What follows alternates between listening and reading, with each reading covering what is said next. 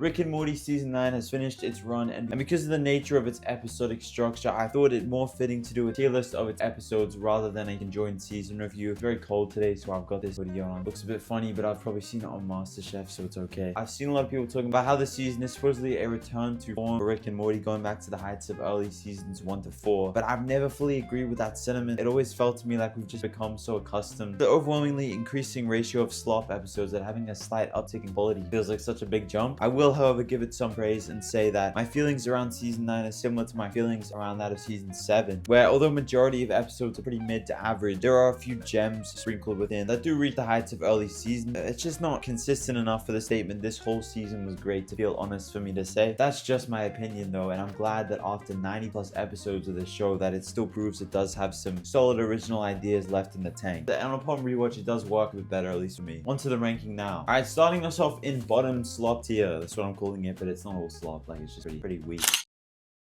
Episode 3 is tied for me in the weakest of the season. To me, this doesn't even feel like a Rick and Morty episode, where it's more like, it felt like placing the characters of Rick and Morty into regular show, right? Where basically just very dumb fun, parodying like a scene in Kill Bill. There's not really much else to it. Well, I enjoyed the initial setup where they explore and make fun of the concept of the 5-finger death punch, and they break the science and logistics of that down. That was kind of fun. After that though, it kind of just evolves into the same old formula. Very surface level, unsubtle humor, which is different for the show, and I don't think it worked that well. I thought the Jerry story was extremely weak and just very crass, but for not really crass for any good reason. Like, what, Jerry has sex with a pool robot and it gets jealous. Like, is that really what we're doing here? It's just very stupid humor, which if you like that, I completely understand. Like, it's not bad quality wise. It's just, I don't think it fits into what I find Rick and Morty's strengths to be. It's certainly not what I watch the show for.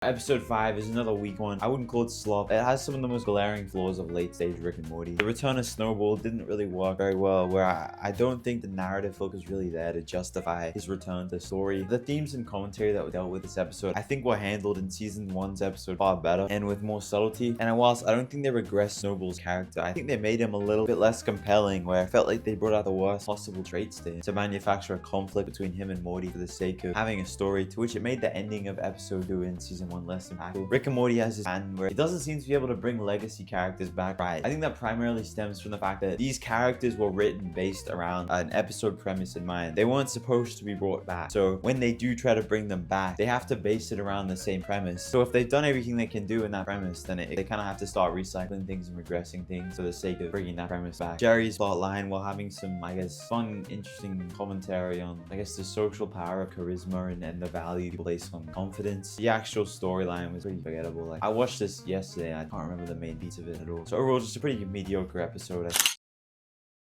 Episode 6, another weak one with quite a few issues. It ends on a high note where the actual meat of the episode lies. I enjoyed the montage with Rick working on himself and kind of being unsatisfied, and the stuff on Rick's like inner battle with his bad habits of alcoholism and lust. That was kind of interesting how they visualize that. But like, getting to that ending is pretty rough. The majority of the actual conflict comes from Morty and Summer getting separated and having to reunite without the help of a portal gun or any of Rick's usual gadgets or hijinks. The issue is they saved the more interesting version of these circumstances of the finale, where Morty gets trapped in a different dimension. This episode feels like kind of the cheap version of that, where Morty and Summer just get stuck a few cities away. So it's the same kind of thing, right, but with less stake. The danger of this episode just ends up coming from them being wanted by the planet population, which has been done before and done better in past episodes, like the Blips and Chits episode, the Budge episode. There's nothing really new or unique there, so it ends up being kind of forgettable for the most part, because that fills up 70% of the episode. Final slop episode is episode 9. I felt similarly about this to episode 3, where it's just not really like the type of episode I enjoyed. There's not really much to say about this one. It's a very straightforward MacGuffin episode where Jerry and Beth are looking for medicine to cure their high. Like, it's exactly what it sounds like. There's not really much here to delve into. There's a lot of, I guess, stuff sprinkled in about party and drug culture, and there's some interesting perspectives on it where they kind of explore positives and negatives of the culture, where positives being like Jerry, Beth, and Rick are kind of their most authentic selves, and they're able to communicate well to each other, which solves a lot of their problems in the moment and causes them to function better together. So I guess there's some interesting things to say there, but the episode itself is just slapstick humor. The Morty and Summer plotline in terms of events is honestly probably one of the worst and most forgettable in the show. I guess I like the cold open, but I think this whole season has some strong cold opens. But honestly, probably my least favorite episode of the season. Going into like average tier, I think there's only really one episode I put in here.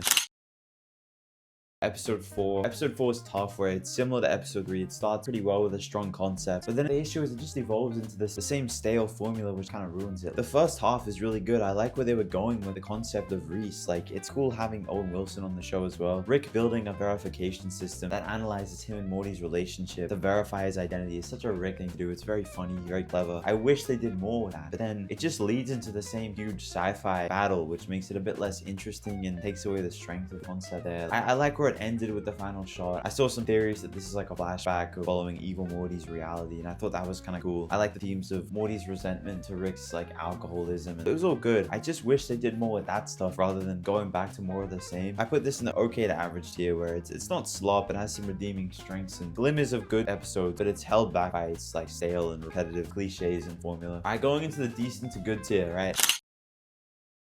Episode 1 is good, but it's flawed, right? Where its main strengths lie in its animation and spectacle. It's a very lore episode where it's this battle of wits between Rick and evil Morty. The setup of this concept though is kind of questionable, where there's definitely arguments to be made about evil Morty acting out of character a bit and there being some regression there. I mean, his whole motivation for his Citadel scheme was to get away from every single Rick and get out of the finite curve, so it's a bit confusing for him to be suddenly all stressed about saving it. And yeah, you could argue it's more about his, I guess, repressed desires for love and relationship from his grandfather, but for such a dramatic character shift for that to happen off screen is a bit questionable. I wouldn't say it's out of character. I saw some people saying it's completely out of character. I wouldn't say that. Like, there's arguments to be made there that it makes sense, but it happens off screen. Like, there needs to have been like something in the middle there for that to really work. I guess Morty's also at his most like regressed, annoying state here. He's kind of very annoying to watch. I always enjoy story focused episodes like evil Morty especially, but it feels like the further the show goes along, the more mental hoops like need to be jumped through to justify why evil Morty is still present in these episodes. The episode itself though was fun enough, but yeah, its extended action sequences rely on more top-notch animation quality and to build excitement. There's significantly less actual plot here, which it does feel obvious watching, especially on reflection. I do lean positive here though, where the return of evil Morty and more content surrounding him, it always works because he's an interesting character, and him and Rick and Morty's dynamic is still interesting. It still works. There's still heaps to do there. It just relies on such a flimsy foundation. There's more I can say here about this one, but I got more episodes to go, so I'll move on.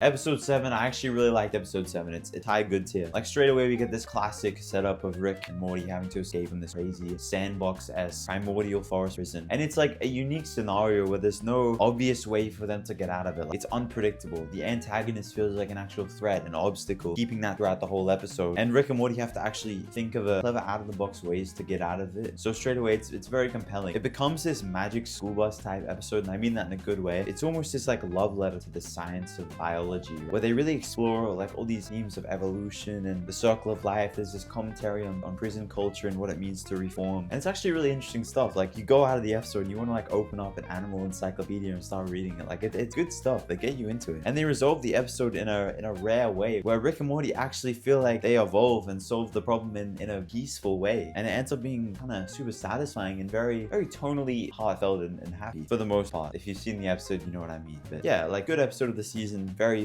surprising episode. Like, I definitely put this on seasons 1 to 3 tier. Episode 8 is another one I quite liked. I wouldn't put it as high as the ones before, but it's still on that good to decent tier. It's one of the more straightforward stories, but has a really great emotional core that keeps you invested. Like, as the audience who spends a lot of time with Rick and Morty, right, we want them to obviously have a good relationship. That central hook, it works, right? We empathize a lot with Morty. It reminded me a lot of season 1 because it was a great example of a high concept scenario or object driving the plot being interwoven story-wise to Rick and Morty's relationship. I liked how they had Rick and Morty essentially switching roles, where with Rick being the whiny sidekick and Morty being the cold leader, and having them actually learn something from that experience. Other stuff. I also think this is the only episode of the season that consistently like lands humor-wise, where there's some really great jokes and bits, and it's throughout the whole episode. The B plot with Summer and Jerry is again very simple. Like, there's not a whole lot there to it, but it wraps up nicely with the A plot, and it works really well humor-wise, so it makes it a lot more memorable than it should be. Just a solid episode. Like, put that one decent tier. Moving on to the best episodes of the season though, the ones I put in the great tier. This is where I'd put the seasons 1 to 3 Rick and Morty episodes. Like, this is the stuff that I like. Episode 2. Episode 2 is Rick and Morty at its near best, where there's episodes like, it's this very dark character study of who Rick is had he never experienced Diane. We get a look into Rick's process of how he de-stresses, following on from the last episode, where he creates this version of his consciousness with no memories and no like recollection of his other life to go on vacation and come out with a feeling of peace in mind. It's funny, and it's essentially parodying Severance. I thought was pretty clever. It's a very somber and reflective episode with there's no humor, there's no B-plot. Similar vibes to the season 7 finale, Yeah No More. I love that episode. It's got this great ending as well that really sits with you, where Rick, he learns that he can't run from himself and who he is. It has this great final line, and then it cuts credits, and you just sat there like, no way, this is over. That felt so quick. Like, it's so quick because of how just immersed you are in the story. It's very emotionally effective, and it really delves deep into Rick. It's just some of the best stuff of the show.